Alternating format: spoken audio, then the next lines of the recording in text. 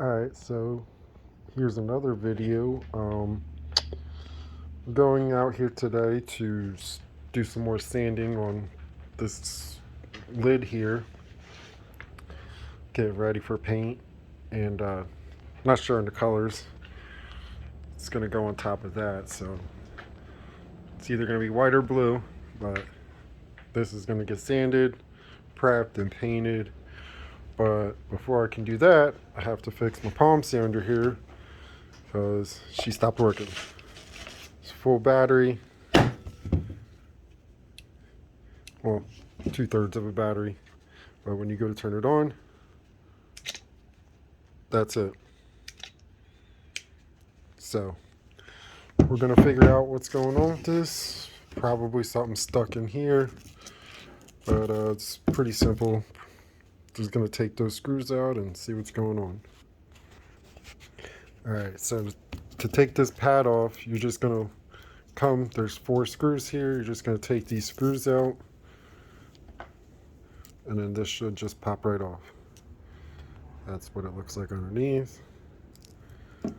And this looks like it could be a problem here. Sorry. So this looks to be some sort of mechanism for creating the oscillations. So we're going to dig a little bit deeper. Pretty sure that's not supposed to be like that.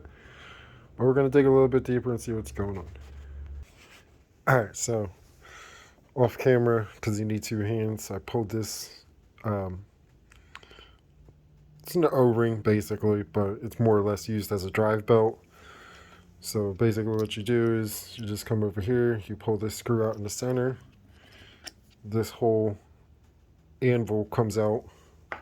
Set that off to the side. The center drive hub here comes out. Set that off to the side. And this was basically stuck down in here. So just pulled it out. Obviously, that's not what that's supposed to look like. So I wonder how well this functions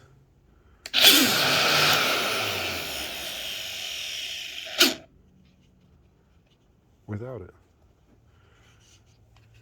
That was interesting.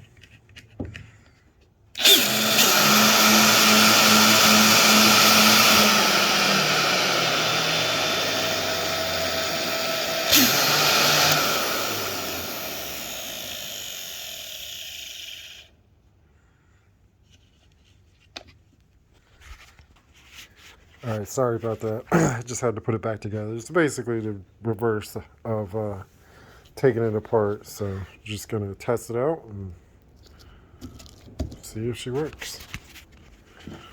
It's the beautiful part about having a workbench like this. If you want to drive nails or screws or test out something, you just do it.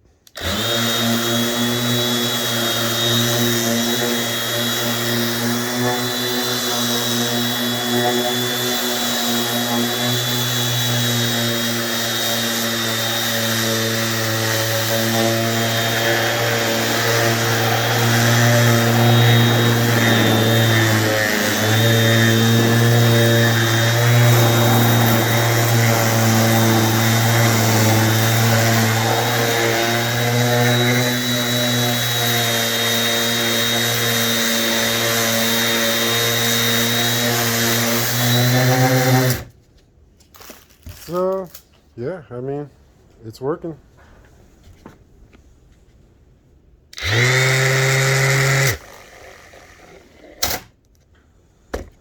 Basically, from what I can deduce, all this thing does is when you shut it off, it basically stops the oscillations